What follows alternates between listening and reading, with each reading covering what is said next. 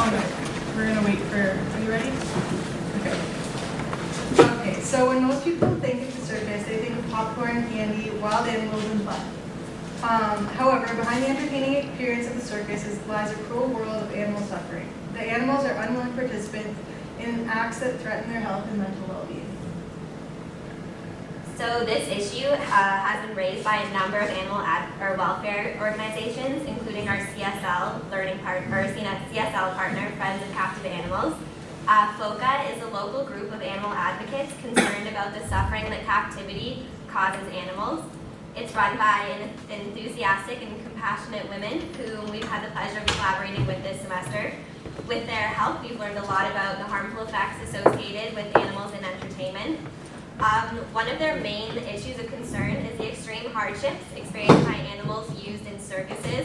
They believe that circus life is a great misery for animals, domestic or wild, and no animal should be forced to endure a circus life. So, why are we concerned about animal welfare? We want to see an end of animals in entertainment because the treatment of wild animals used in circuses is unethical and unnatural. It is unethical to force any animal to perform in a show purely for human entertainment. The use of animals in circuses sends an inaccurate message to the general public and particularly children by projecting the image that it is okay to manipulate animals for entertainment.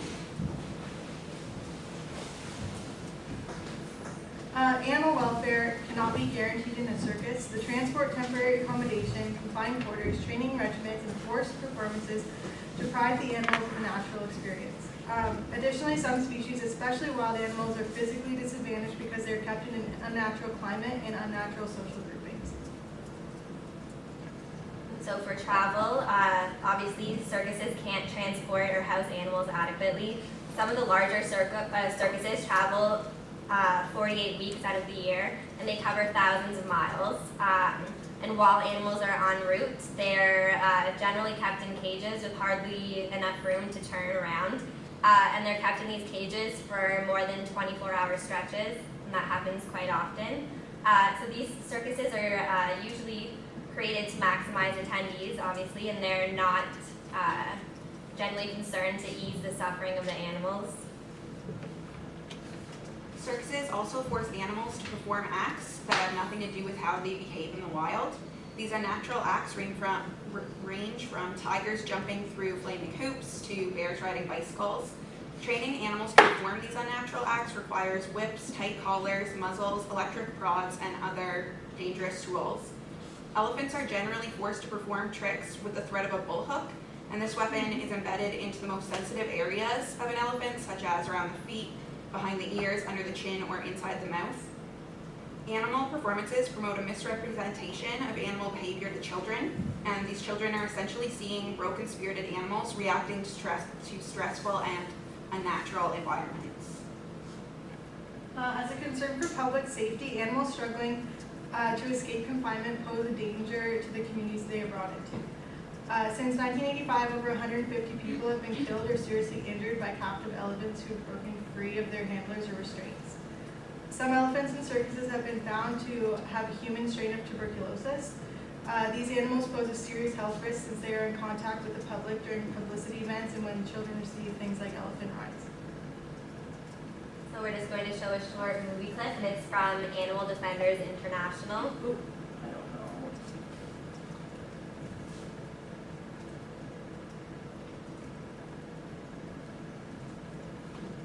Yeah, we're just going to start it a little bit into the movie so we can show a short clip.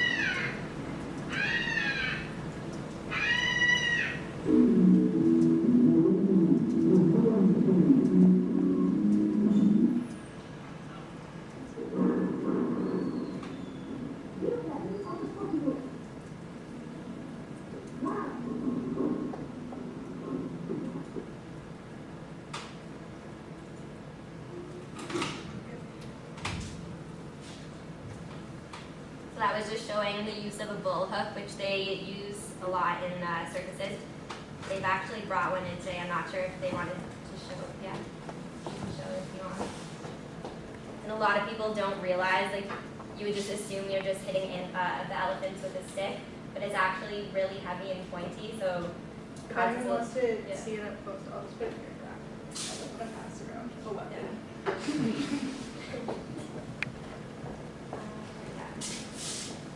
So there are a few ways that you individually can help stop animal cruelty in circuses. You can not go, support circuses without exotic animal acts such as like Cirque du Soleil, and express concern with your city council. Okay, we would now like to introduce our guest speaker.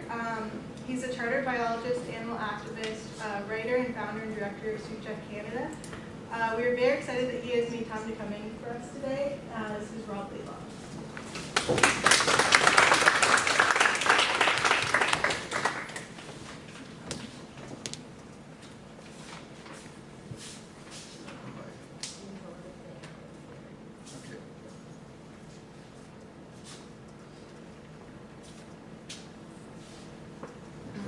This one's the back button.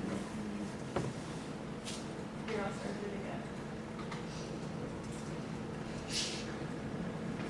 again. I'll never forget the first time I ever had a chance to officially inspect a circus. It was in the early 1990s. I guess I'm giving away my age a little bit.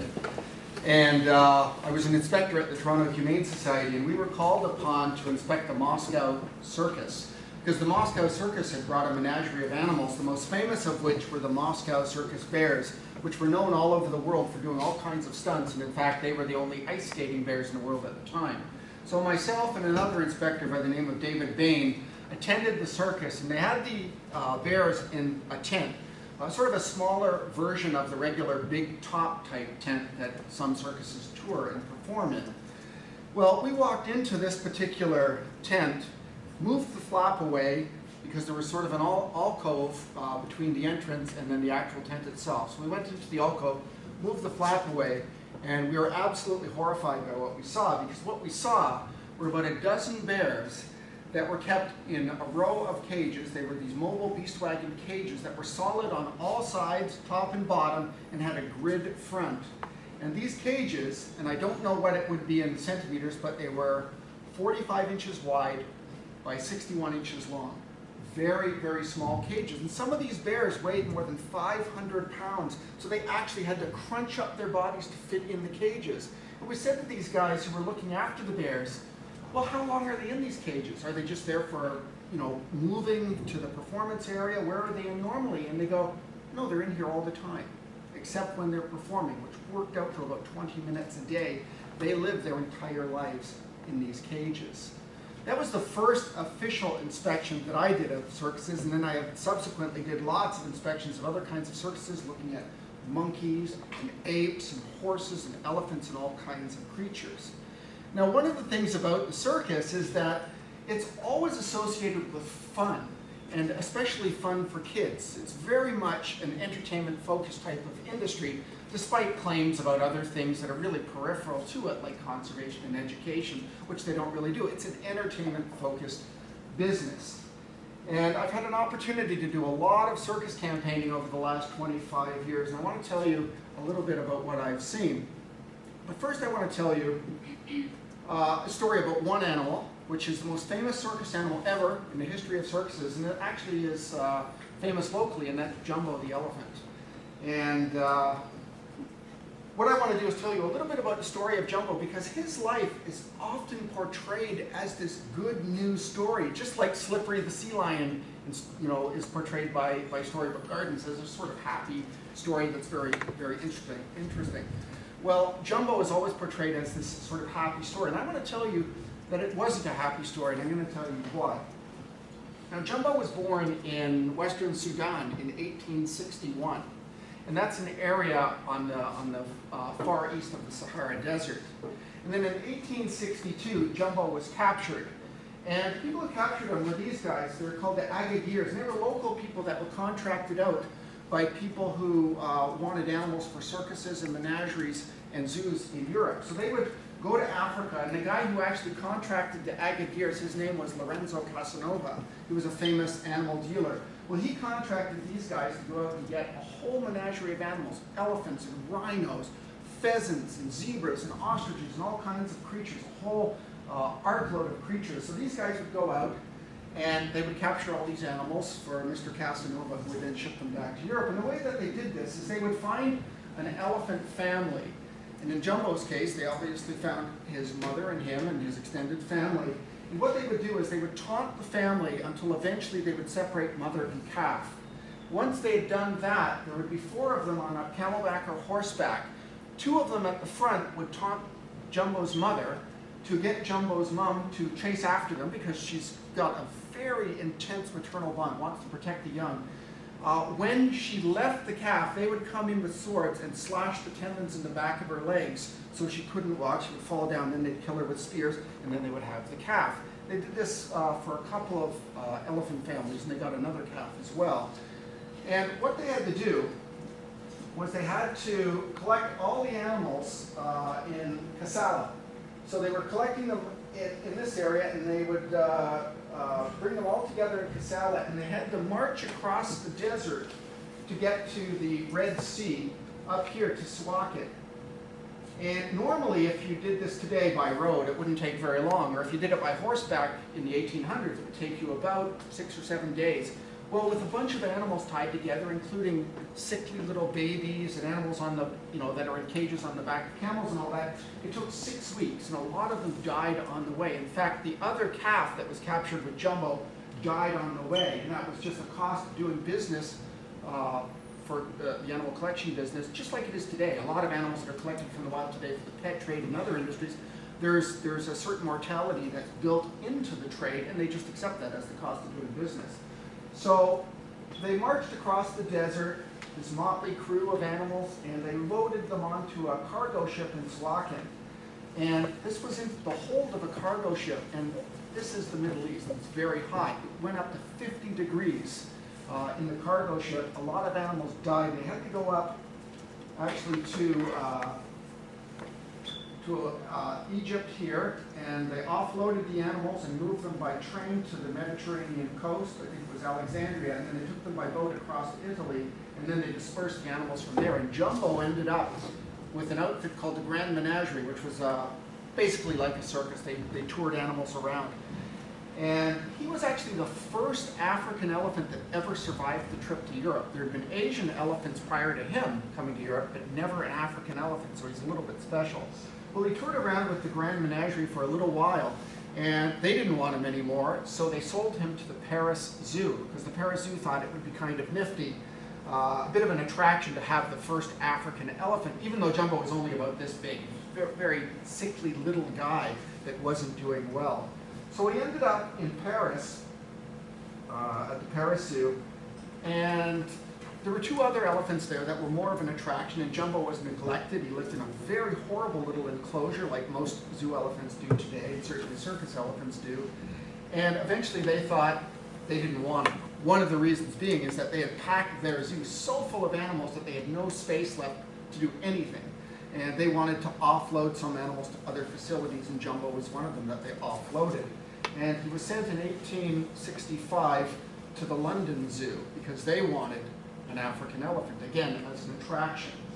And Jumbo's keeper, his name was Matthew Scott, actually was the one that then lived and trained with Jumbo as Jumbo became bigger and became famous. And the way that Jumbo became famous is that he would be taken out around the zoo as he was growing, and people could pay some money and feed him buns.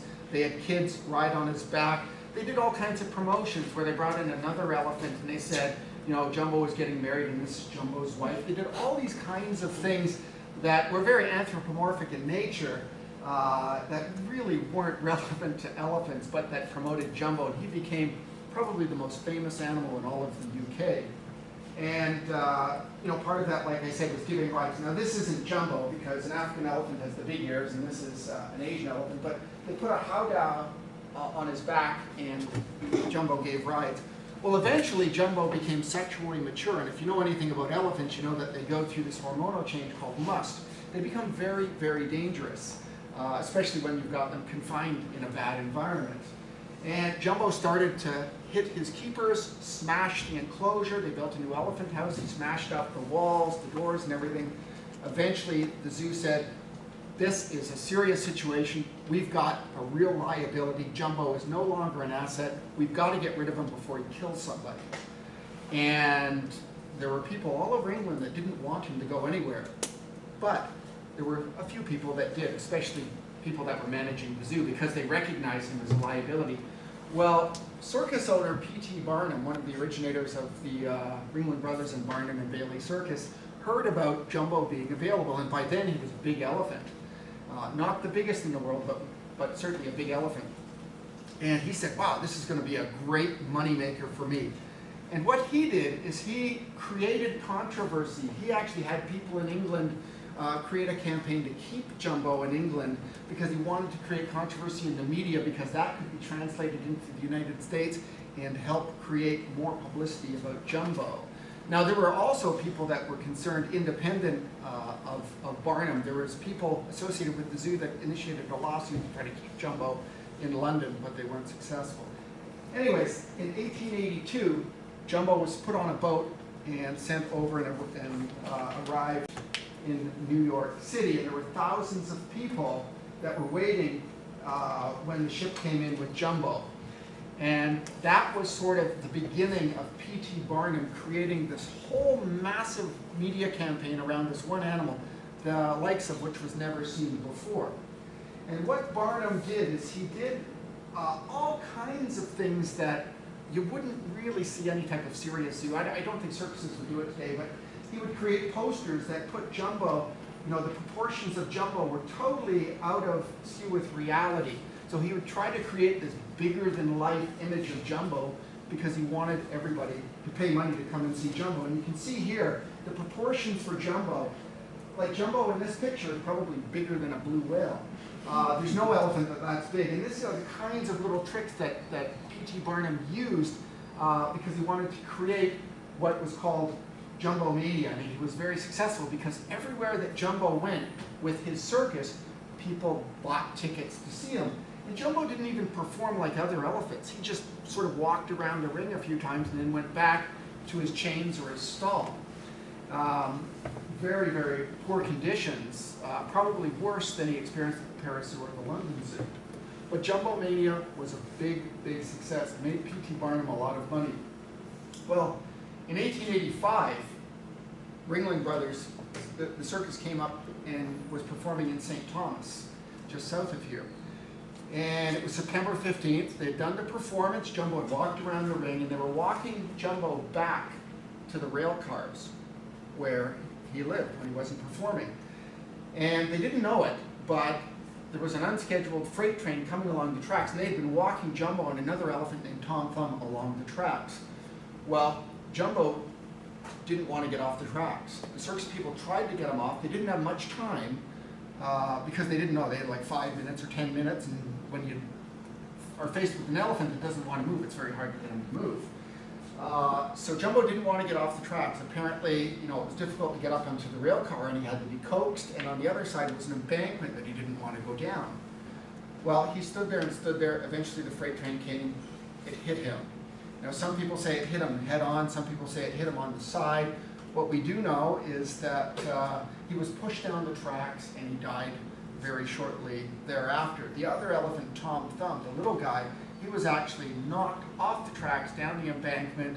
He was injured, but didn't have life-threatening injuries. And this is a train, not the train that hit Jumbo, but one from that period of time, so it's probably that kind of a freight train that hit him. Now, there are all kinds of newspaper pictures, and this is one, I believe, from the St. Thomas paper of Jumbo the next day when it got light, lying on that embankment that he didn't want to go down. And there's another one with everybody collected all around him. Now, one would think that the exploitation of Jumbo would have been over at that point. He's dead, he's gone, that's it. But that's not the case at all. Because what happened was P.T. Barnum said, how can we make money off of Jumbo? So what he did is he had Jumbo stuffed. And he put him on a cart, and they would tow him, with other elephants towing him, around the circus ring, all the elephants dressed in black, everybody dressed in black, playing funeral music. And he toured the funeral procession around the circus. He also had Jumbo's skeleton reconstructed, and they toured that as well.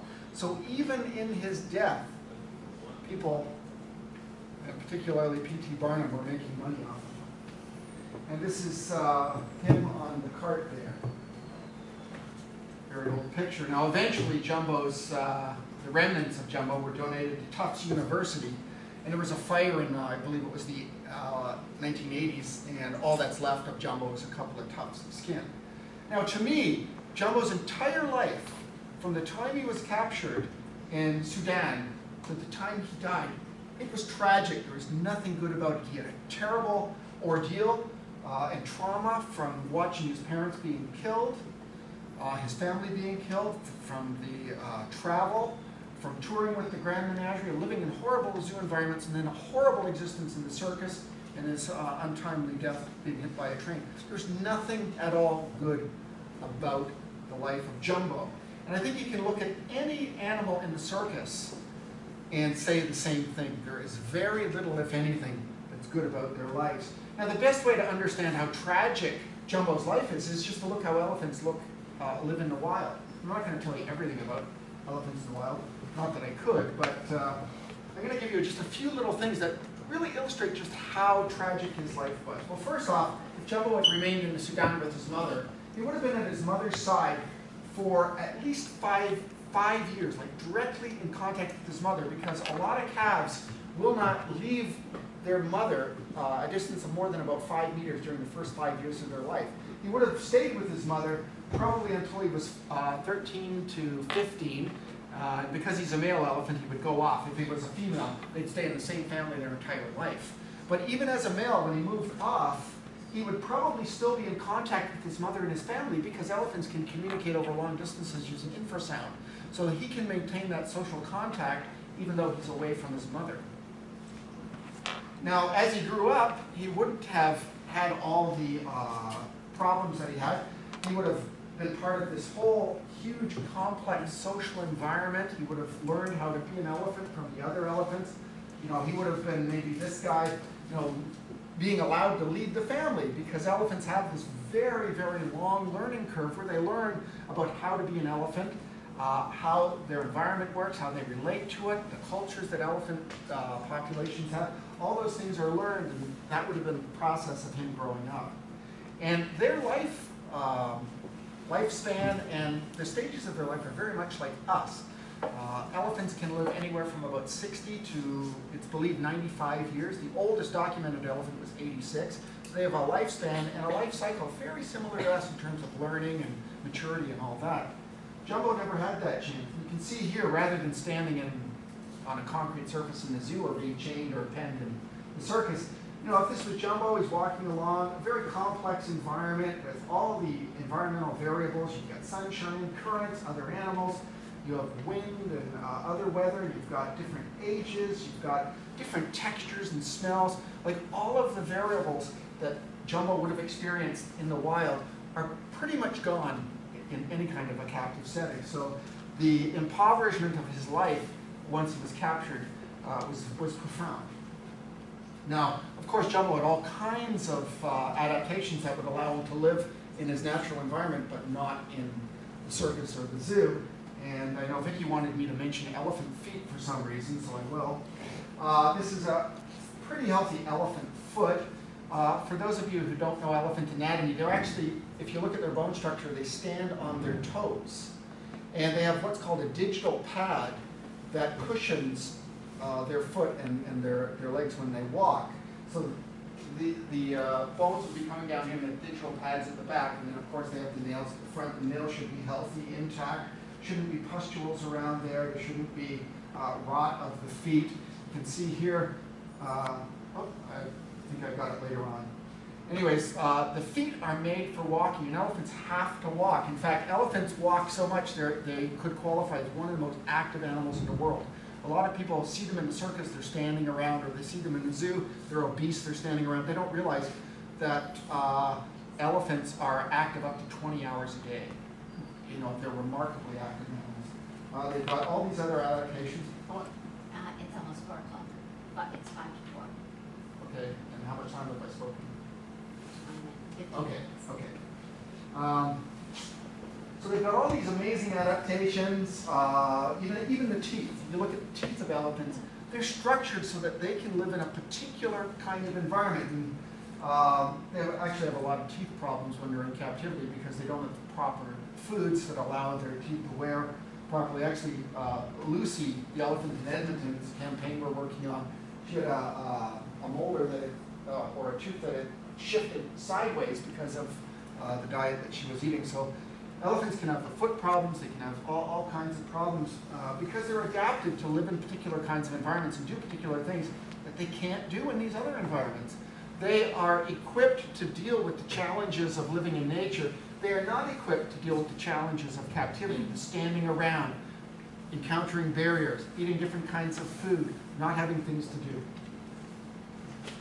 Now, one of the interesting things about elephants is they are phenomenally smart. They will remember people. There have been instances where they've remembered an abusive trainer, waited 15 years, bang, they get a chance, they kill that trainer. But they don't kill other people. They've got very, very good memories. They may know up to 250 other elephants in their lifetime, so they have this very much extended social network. And one of the really interesting things is that most scientists now believe that, just like us, they understand death. And this is actually a photo where these elephants have gone out of their way to visit the bones of dead relatives, and they will stand around the bones for hours, and even the young will come up and they'll sniff them and manipulate them, and then they'll leave. These are profoundly intelligent, highly social animals, and if you were to pick an animal that probably would be the worst animal for a zoo or a circus, they would probably qualify. Maybe they'd be beat out by whales or dolphins, but probably nobody else would beat them in terms of being the worst animals for captivity. Now, when I started writing kids' books, I had to sort of articulate concepts of what animals need. And, you know, there's whole huge conferences about what animals need, and I thought, well, you know, you can't talk technically to kids. You have to come up with easy things for them to understand. And I came up with 4 things that I think all animals need. And that's in addition, of course, to what every kid will say when you ask them that question, what animals need. They'll say, oh, food, water, shelter. Yeah, of course. But they also need other things. First one, I think every animal needs, from clam to blue whale, is space. And if you look at animals, they inhabit huge spaces, even sit-and-wait predators like rattlesnakes. If you look at the amount of space they actually use, and you could call it a home range, may not necessarily qualify as a home range technically, but if you look at the spaces that animals use in the wild, they're big. They're usually hundreds, thousands, or millions of times bigger than the spaces that they're allocated in captivity. Just to give you one example, the minimum home range for a polar bear in the wild for Beaufort sea bears is about 2,300 square kilometers.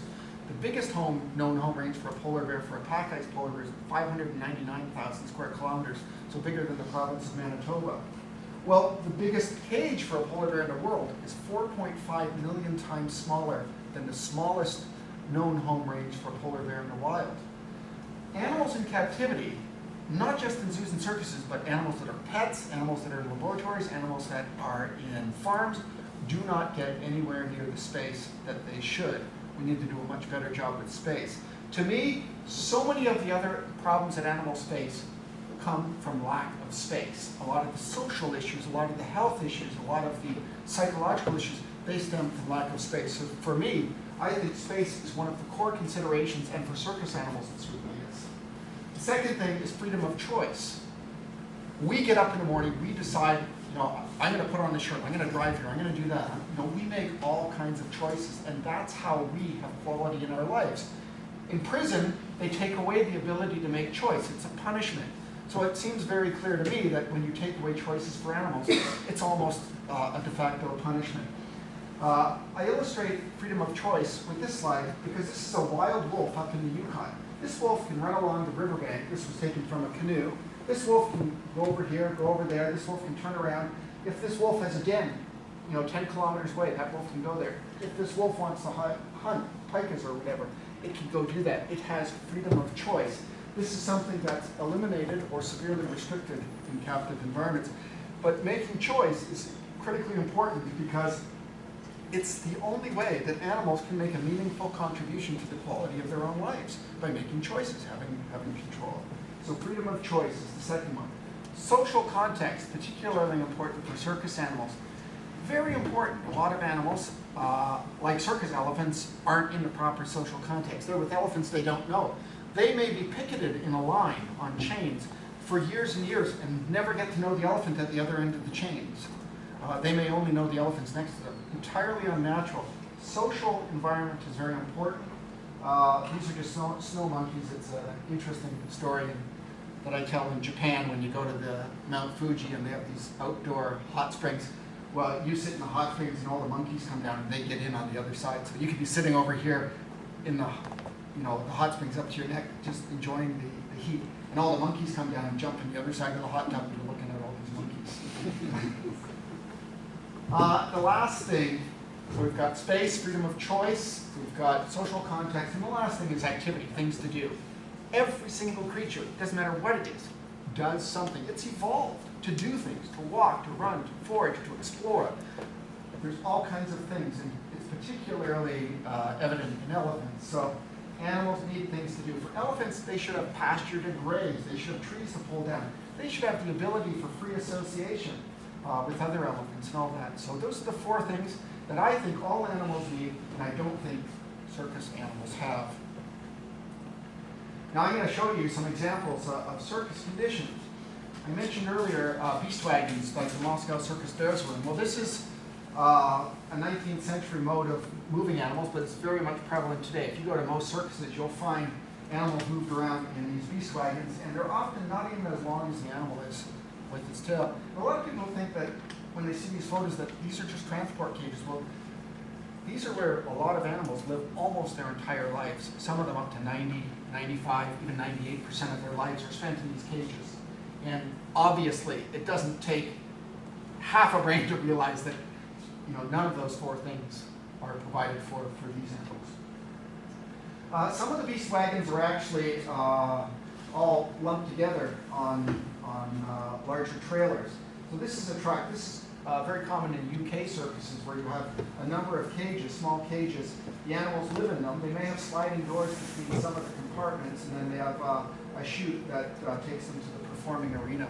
But very, very small conditions.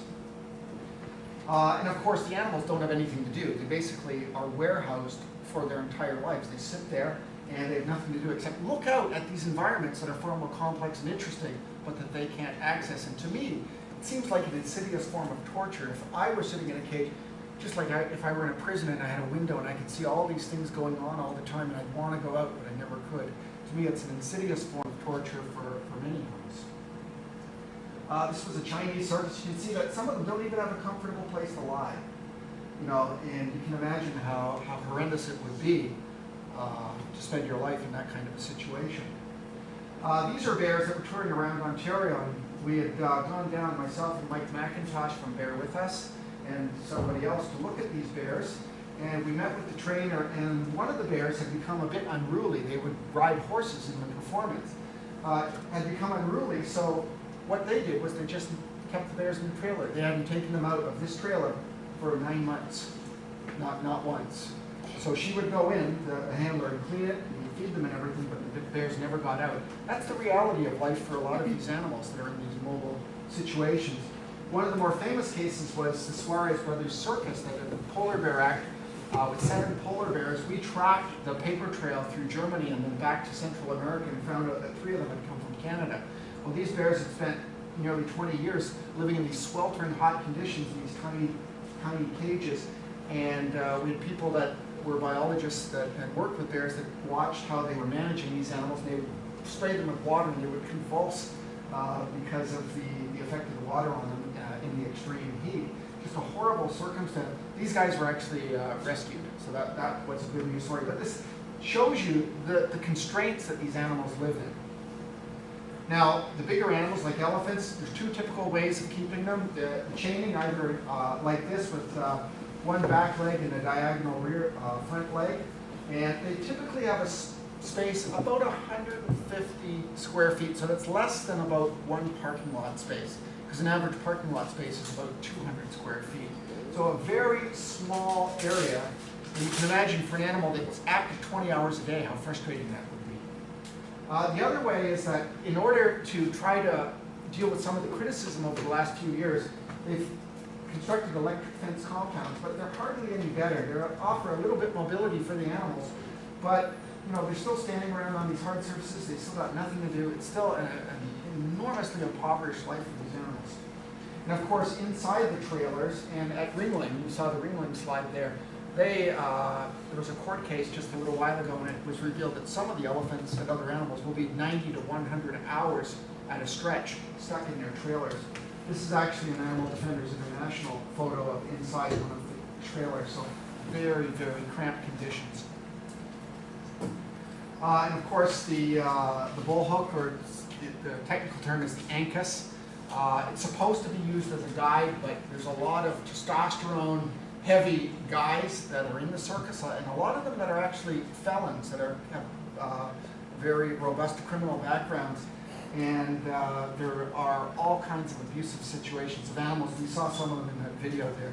And certainly if you've got a weapon in your hand and you're one of those kinds of people that has that mentality, then it won't take much for you to use it. This is a rotten elephant foot. You can see the rot here. It's going to be very, very painful. There's all kinds of things you can look for, the cracked nails and the pustules, and the heavily textured feet and all that. They're just not made to stand around. Now ungulates, a lot of people say, well, maybe we should have horses and other animals.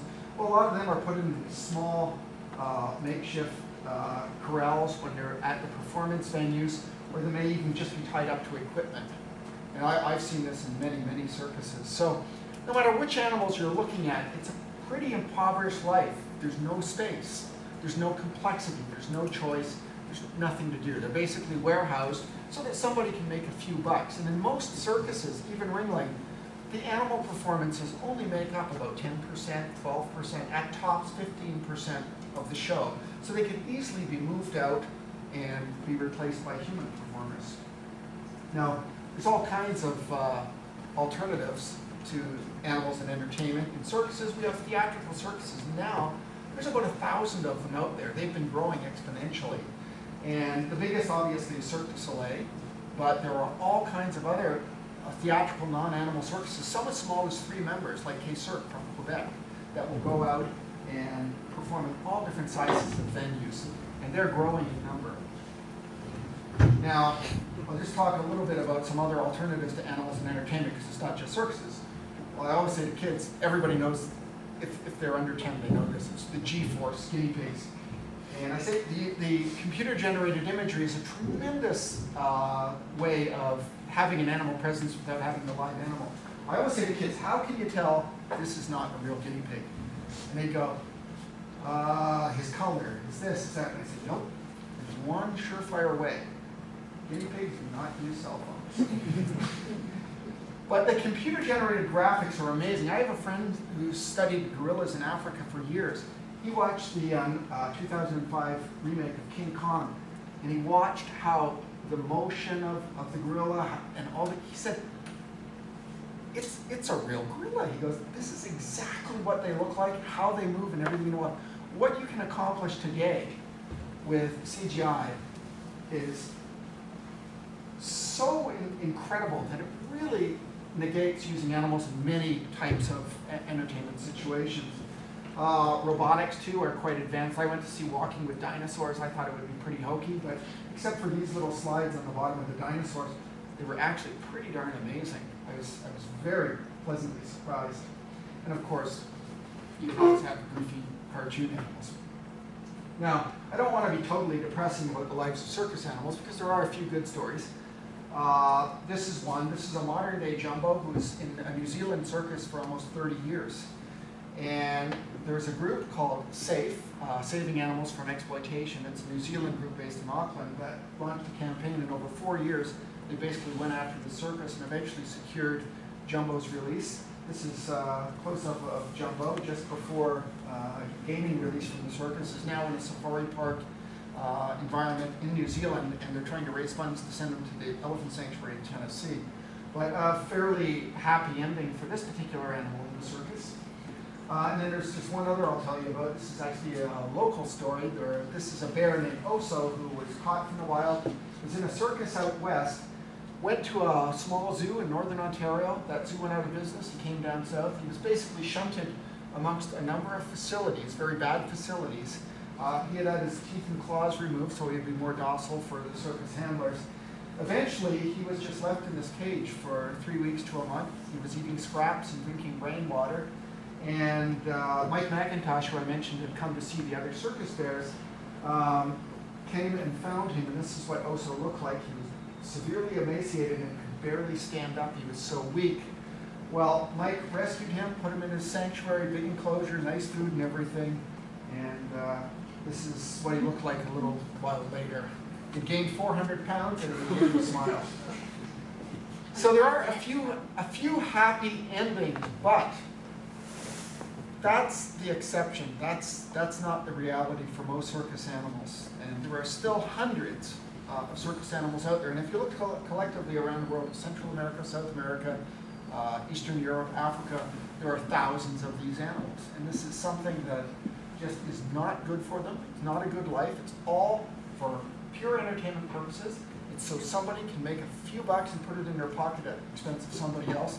And I personally think it's unethical, it's wrong, and it should be stopped. And I feel fortunate enough to have played a little bit of a role in some of doing that.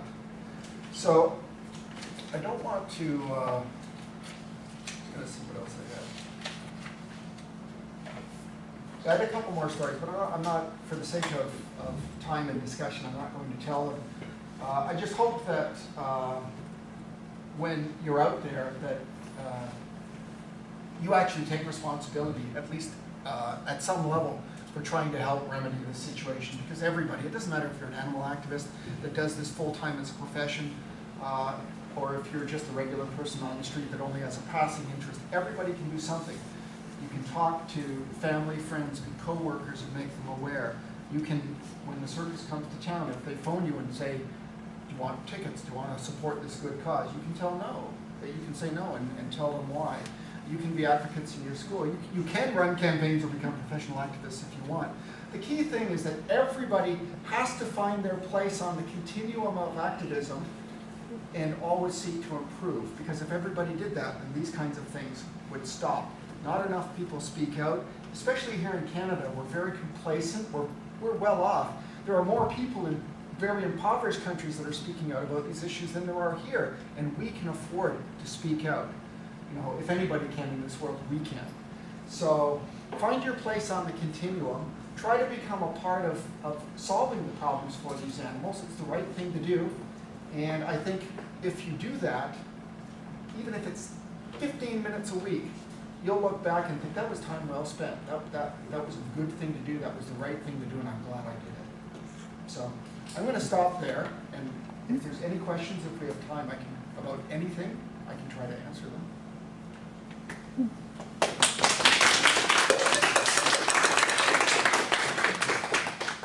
I'll just continue later on and end this question so we can. Sure. Little kids always have the most questions. And here's the funny thing. They'll say, how big's an elephant? How many circuses have you been to? Do you like juice? There's always... Yeah, I like juice. But they always have 100 questions. But if there's any questions about writing books, activism, circuses, whatever, I can try to answer. Yes? Given that our class is on social movements and interest groups, what do you think is the best way for the animal welfare movement to try and make a change? Like, is it protesting or going to the government? What through your work, what's the There's no magic bullet. You know, there's no one thing that is going to, solve the problem. It's a collective of a whole range of tactics, everything from direct action to protest, to litigation, to lobbying for laws, to public awareness and education. It's all important.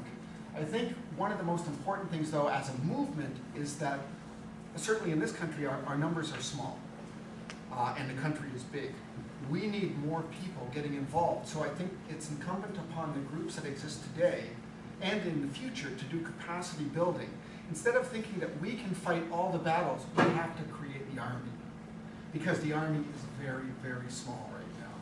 So I think part of the solution is we got to get more people involved, more people working on this, doing all those things. But there's no magic bullet. You know, sometimes a legislative campaign is the way to go. Sometimes a public awareness campaign that embarrasses a business is the way to go. Sometimes just appealing to somebody on an intellectual basis is the way to go.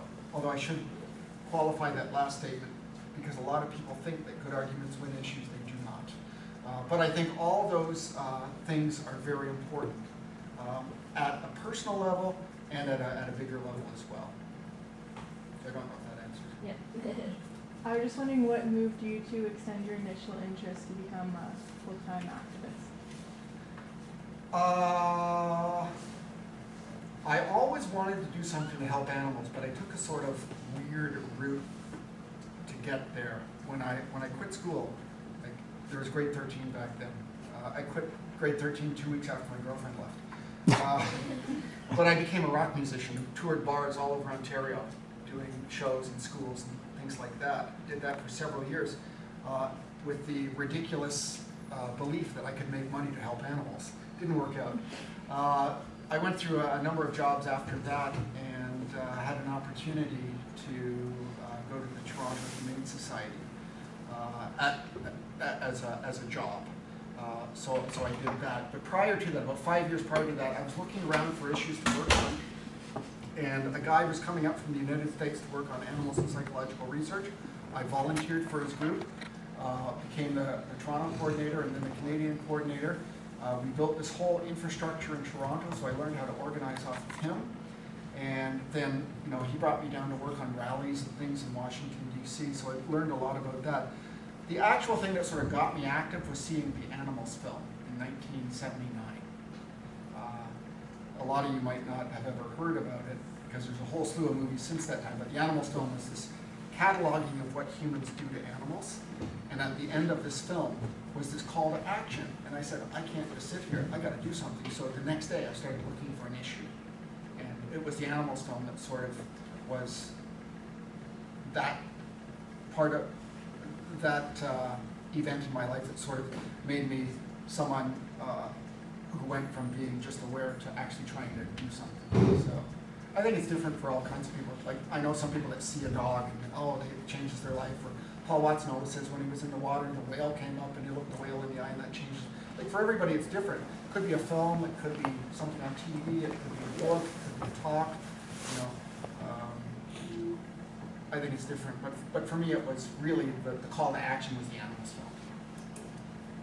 Yep.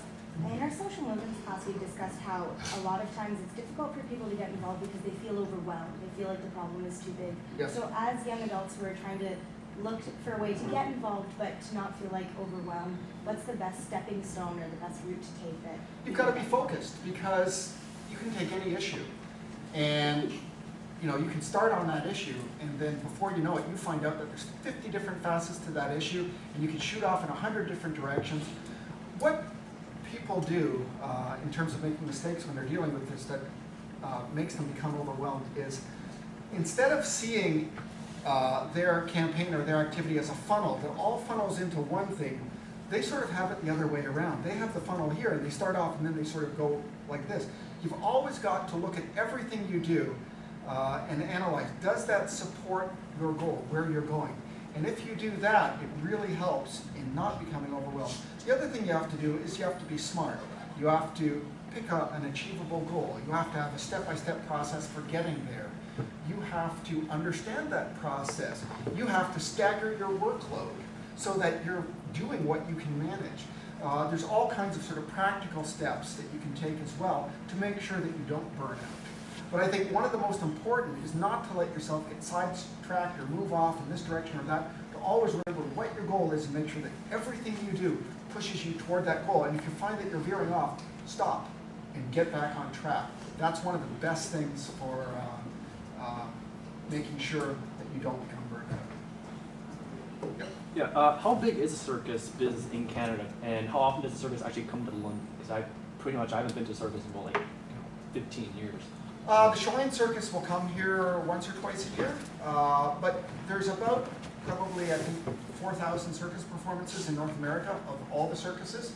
There's about 30 primary animal circuses that regularly tour with animals, although there's a lot of contract acts as well, because a lot of circuses don't actually own animals. They contract out acts like an elephant act or a tiger act or this act or that act. If you look globally, it's probably in the low tens of thousands in terms of numbers of performances. So it's not a huge industry like, you know, food animal industry, or it doesn't compare in numbers to zoos, but it's significant, certainly from a welfare perspective. I know that you're heavily involved with the circus. Like, how involved are you with, I guess, like, say that's Toronto Zoo? Do you guys, like, visit there and kind of, like, you know, check it out and stuff? Yeah, we're getting the elephants out of there. We're sending them to a sanctuary in California. Oh, have you ever also, I guess, sponsored an AMAT? Because I know, like, a few years, I don't know how many years it was, but they had, like, lawsuits against them, I guess, for animal control, for treatment of animals, because I guess it was summer, really hot, and animal shelter. Like, have you Yeah. ever been involved in marine animals? Oh yeah, we've been after Marineland for years. I think it's one of the worst facilities in North America, certainly for marine mammals, but also for bears and some of the ungulates. In fact, their bear exhibit, which is 3 acres, including a water area in front, has anywhere from about 30 to 75 black bears. In the old days, they had closer to the 75. Today, it's at the lower end of the continuum. They should have 3 in there. It's a horrible, horrible facility. A lot of people don't know that they're extracting animals from the wild. So they're walruses, they're belugas, they're dolphins. They're hiring contractors out of Moscow who will go out and collect these animals, and then they bring them in. And the reason they're allowed to get away with what they're getting away with is because we don't have any laws in this province. We have an OSPCA Act, that's the Ontario Society for the Prevention of Cruelty to Animals Act, that only deals with certain types of animal cruelty in certain situations and only retroactively. We have a criminal code that doesn't really deal with animal welfare. It deals with human misconduct, and there's all kinds of qualifiers that make it impossible to really use the criminal code in a situation like Marineland, except in the most clear-cut cases like if they had an animal that was obviously dying of starvation and prove it. We really don't have much here that controls those kinds of places, and that's why that place exists. And we've been trying for many years to get some type of law in Ontario, but unfortunately, while everybody's recognized that our lack of laws are a huge problem, it's never been high up on the priority totem pole of